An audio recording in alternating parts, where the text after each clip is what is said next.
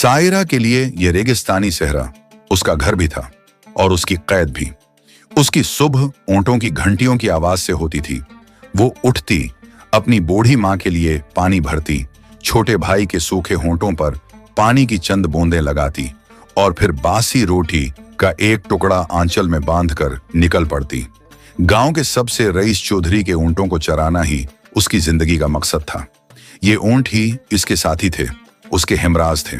वो उनसे बातें करती, उन्हें अपने सुपने सुनाती। वो जानती थी कि वो समझते नहीं, मगर उस बेपनाह खामोशी में उनकी बेजबान मौजूदगी भी एक सहारा थी। हर रोज का एक ही सफर, एक ही रास्ता, गांव को छोड़कर इस वीरान हुस्से की तरफ जाना, जहां कुछ सूखी झाड़ियां अगती थीं। चलते चलते उसके पैर गर्म रेत में धंस जाते और उसे अपनी परछाई से भी चढ़ होने लगी थी, जो खामोशी से हर पल इसका पीछा करती रहती। सायरा की उम्र 18 साल थी। वो उम्र जब सहेलियां हंसती खेलती हैं और अपनी दुनिया को रंगों से भरती हैं। मगर सायरा के जीवन में सिर्फ 2 ही रंग थे, रेत का पेलापन और आसमान का नीलापन। गांव की दूसरी लड़कियां जब चौपाल पर बैठकर बातें करती तो वो दूर से उन्हें देखती। उनकी बातों में चोड़ियों की खंग होती, शादी के गीत होते, आने वाले कल के सुनहरे ख्वाब होते। सायरा के पास उनमें से कुछ भी नहीं था। उसकी आंखों में झील सी गहराई तो थी, मगर उसमें सपने नहीं थे। सिर्फ रेगिस्तानी सहरा की वीरानी थी। गांव में माहीन नाम की एक औरत थी। वो अक्सर सायरा को ताने देती, आए लड़की, सारा दिन ऊंटों के साथ रहकर तुम भी ऊंट जैसी ही होती जा रही है। न हंसना, न बोलना, कोई तुझसे ब्याह नहीं करेगा। सायरा खामोशी से सब सुन लेती। उसकी गरीबी और मजबूरी ने उसकी जबान पर ताले लगा दिए थे। कभी कभार जब वो ऊंटों को चराते हुए उस लंबे काले रोड के पास पहुंच जाती, जो रेगिस्तानी सहरा को चीरता हुआ शहर की तरफ जाता था, तो वो वहीं रख जाती। ये सड़क उसके लिए एक दूसरी दुनिया का दरवाजा था। कभी कभार जब कोई तेज रफ्तार गाड़ी धूल उड़ाती हुई गुजरती, तो वो उसे देखती रहती। वो सोचती, इन गाड़ियों के अंदर की दुनिया कैसी होगी? क्या वहां भी ऐसी घटन भरी खामोशी होगी? क्या वहां के लोगों के भी सपने होंगे? ये सवाल उसके दिमाग में घूमते रहते और रेगिस्तानी सहरा की हवा में कहीं खो जाते। उसने अपनी माँ से शहर के बारे में सुना था। माँ कहती थी कि शहर में बड़ी बड़ी इमारतें होती हैं, रात में भी दिन जैसा उजाला रहता है और वहां पानी की कोई कमी नहीं होती। सायरा के लिए यह बस एक कहानी थी। धीरे धीरे उसके दिल में एक बेचैनी घर करने लगी थी। ये तुन्हाई अब उसे एक जहर की तरह महसूस होती थी, जो बूंद बूंद करके उसकी रूह में उतर रही थी। उसे इस रेगिस्तानी सहरा से, इस गरीबी से, इस बेबसी से नफरत होने लगी थी। वो चीखना चाहती थी, मगर उसकी आवाज सुनने वाला कोई नहीं था। पिछले कुछ दिनों से सायरा ने एक अजीब बात महसूस की थी। जब भी वो सड़क के पास अपने ऊंटों को चराने आती, उसे दौर से एक काले रंग की कार दिखाई देती। वो कार सड़क के किनारे कुछ देर के लिए रोकती और फिर चली जाती।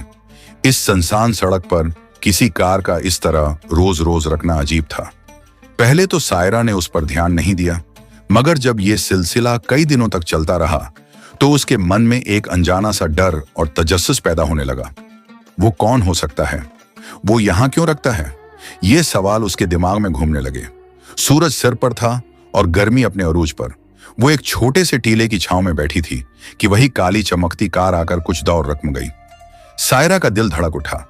वो देखना नहीं चाहती थी, मगर उसकी आंखें बार बार उस तरफ उठ जाती थीं। लेकिन आज कुछ अलग हुआ। कार वहां से गुजरी नहीं, उसका दरवाजा खुला और एक लंबा नौजवान आदमी बाहर आया, जिसने सफेद अरबी पोशाक पहनी हुई थी। धूप से बचने के लिए उसने आंखों पर काला चश्मा लगाया हुआ था। उसके चलने के अंदाज में एक शाही नफास्त थी। वो धीरे धीरे सायरा की तरफ आ रहा था। सायरा के हाथ पैर ठंडे पड़ गए। वो अकेली थी, मैलों तक कोई और इंसान नहीं था। वो अजनबी अब उसके बिल्कुल करीब आ चुका था। उसकी आंखें बाज की तरह तेज और गहरी थीं। उन आंखों ने जैसे एक ही पल में सायरा को ऊपर से नीचे तक तोल लिया हो। फिर उसके होंठों पर एक हल्की सी मुस्कान आई। मुआफ कीजिएगा, मैंने आपको यहां कई बार देखा है। उस वीराने में आपकी मौजूदगी किसी नखलिस्तान की तरह है। सायरा के मुंह से कोई लफ्ज नहीं निकला। आज तक किसी ने उससे इस तरह बात नहीं की थी। चौधरी उसे ए लड़की कहकर बुलाते थे, मगर इस अजनबी के लफ्जों में शहद में डूबा हुआ एक अजीब सा निशा था। आप डरिए मत, वो मुस्कुराते हुए बोला। मेरा नाम वलीद है, मैं बस आपसे कुछ बात करना चाहता था। सायरा ने हिम्मत करके पूछा, आप कौन हैं और यहां क्या कर रहे हैं? वलीद हंसा, मैं एक मुसाफिर हूं और उस रेगिस्तानी सहरा की खूबसूरती मुझे यहां खींच लाई, लेकिन मुझे नहीं पता था कि इस रेत की खूबसूरती से भी ज्यादा हुसैन कोई और भी यहां मौजूद होगा। सायरा का चेहरा शर्म से लाल हो गया। तारीफ सुनने की उसे आदत नहीं थी। उसे ये सब एक सपने जैसा लग रहा था। ये अजनबी, उसकी बातें, ये पूरा मंजर कुछ भी हकीकत नहीं लग रहा था। वलीद ने उसकी घबराहट को भानप लिया और बड़े प्यार से कहा, देखिए धूप बहुत तेज है, क्या आप मेरे साथ एक कप चाय पीना पसंद करेंगी? पास ही मेरा एक छोटा सा ठिकाना है, एक शानदार महल। यह पेशकश एक झटके की तरह थी, एक अजनबी के साथ जाना। सायरा ने अपनी मां की हदायतें याद की, मगर फिर उसने अपनी जिंदगी की तरफ देखा। वो जिंदगी जिसमें सिवाय तन्हाई और मजबूरी के कुछ नहीं था। यह अजनबी उसकी इस बेरंग दुनिया में पहला रंगीन छेंटा था। उसका दिल कह रहा था कि इस रास्ते पर चलने का यही एक मौके है, लेकिन जमीर ने उसे रोका। उसने अपने ऊंटों की तरफ देखा। मैं नहीं आ सकती, ये ऊंट मेरी जिम्मेदारी हैं, उसने कहा। वलीद के चेहरे पर मायूसी की एक हल्की सी लकीर उभरी, मगर फौरन गायब हो गई। ऊंटों की फिक्र आप मुझ पर छोड़ दीजिए, हम बस कुछ देर में लौट आएंगे।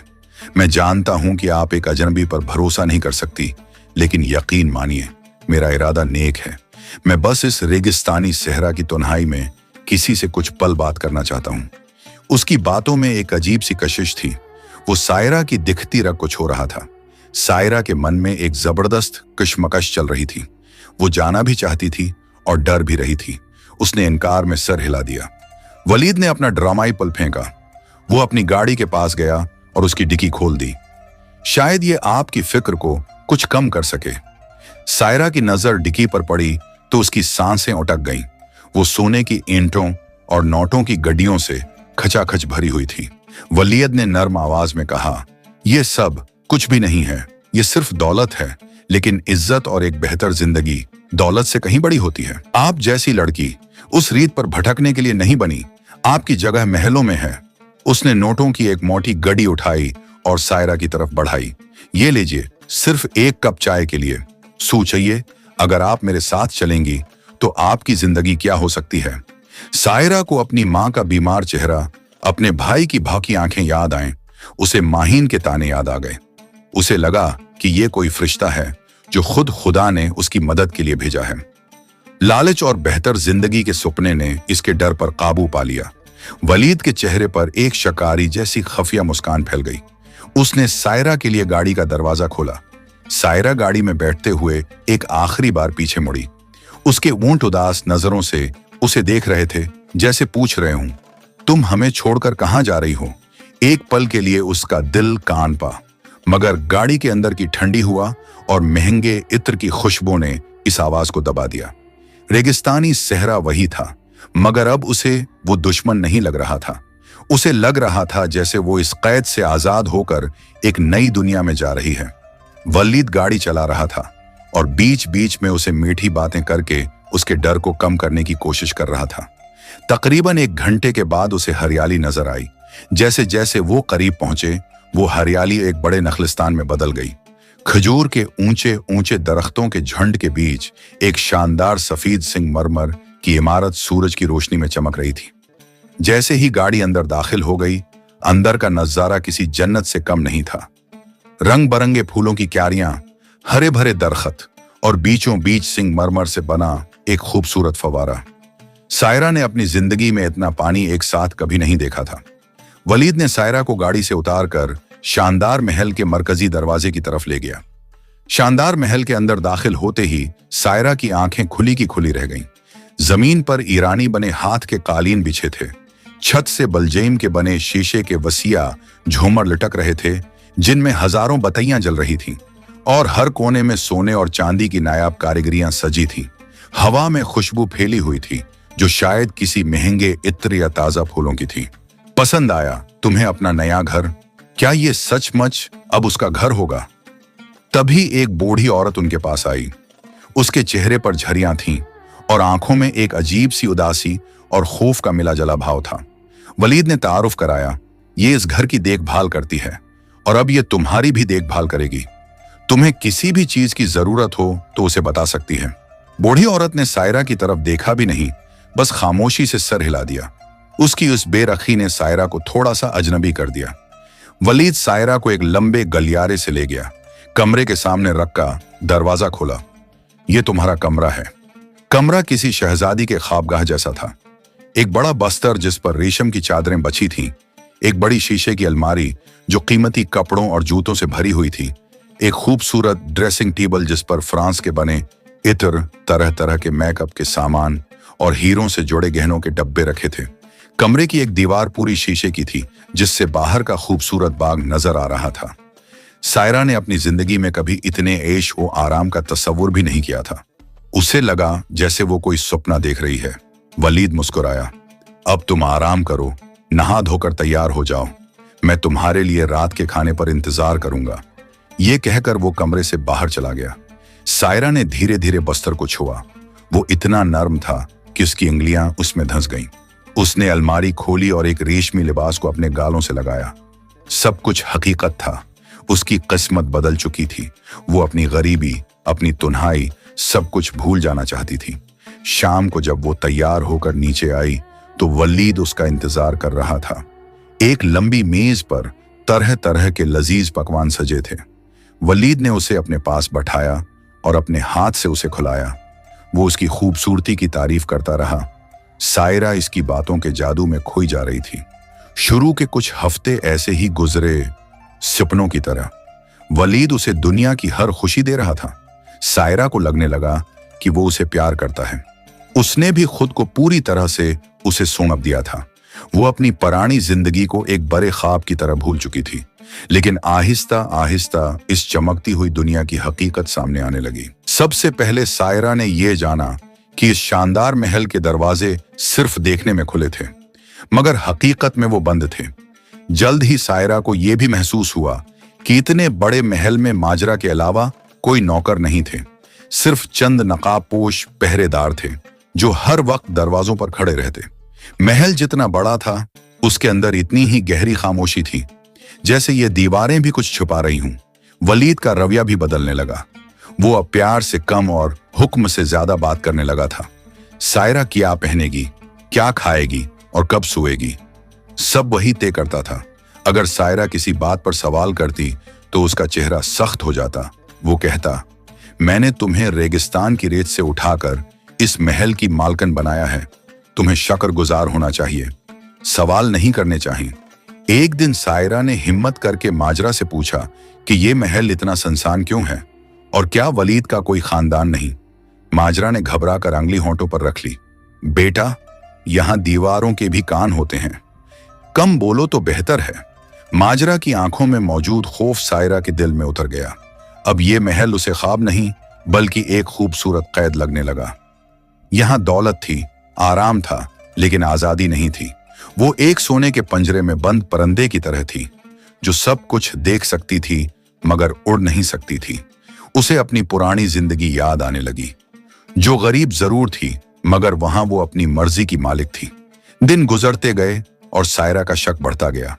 वलीद अक्सर कई कई दिनों के लिए गायब हो जाता।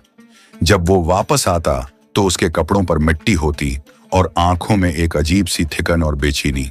सायरा ने यह भी जान लिया कि महल का एक हिस्सा, पश्चिमी हिस्सा, हमेशा बंद रहता था। वहां अंधेरा रहता और दरवाजे पर पुराना सा ताला लगा रहता था। वलीद ने सख्ती से मना किया था कि वो कभी इस तरफ न जाए। एक रात जब सायरा को नींद नहीं आ रही थी, उसे उसी बंद हिस्से से दबी दबी रोने की आवाज सुनाई दी। उसका दिल जोर से धड़क उठा। उसे एहसास हो गया कि इस महल में वो अकेली नहीं है। अगले दिन वलीयत के बाहर जाते ही सायरा ने सच जानने का फैसला किया। वो आहिस्ता आहिस्ता पश्चिमी हिस्से तक पहुंची। उसने दरवाजे के नीचे बनी एक छोटी दरार से अंदर झांका। हल्की सी रोशनी में उसे एक लड़की की परछाई नजर आई जो जमीन पर बैठी थी और शायद उसके हाथ बंधे हुए थे। सायरा कांप उठी। अब सब कुछ साफ हो चुका था। वलीद कोई नेक दिल इंसान नहीं था बल्कि एक दरंदा था। सायरा समझ गई कि वो खुद भी एक शिकार है। बस फर्क ये था कि इसका पंजरा सोने का था और इस लड़की का शायद लोहे का। पार्ट 1 यही खत्म होता है। अगर आपको लगता है कि सायरा की कहानी यहीं रख गई है, तो आप गलत हैं। उस शानदार महल के बंद दरवाजों के पीछे वो कौन सा सच छुपा है जिसने सायरा की सांसें रोक दी? वलीद ने और कितनी लड़कियों को इस सुनहरे जाल में कैद कर रखा है? और वो अंधेरा कमरा, वहां क्या होने वाला है? अगर आप पार्ट 2 देखना चाहते हैं तो अभी कमेंट करें पार्ट 2 और चैनल को सब्सक्राइब और वीडियो को लाइक करें, क्योंकि आगे जो हकीकत सामने आएगी वो आपको अंदर तक हिला देगी।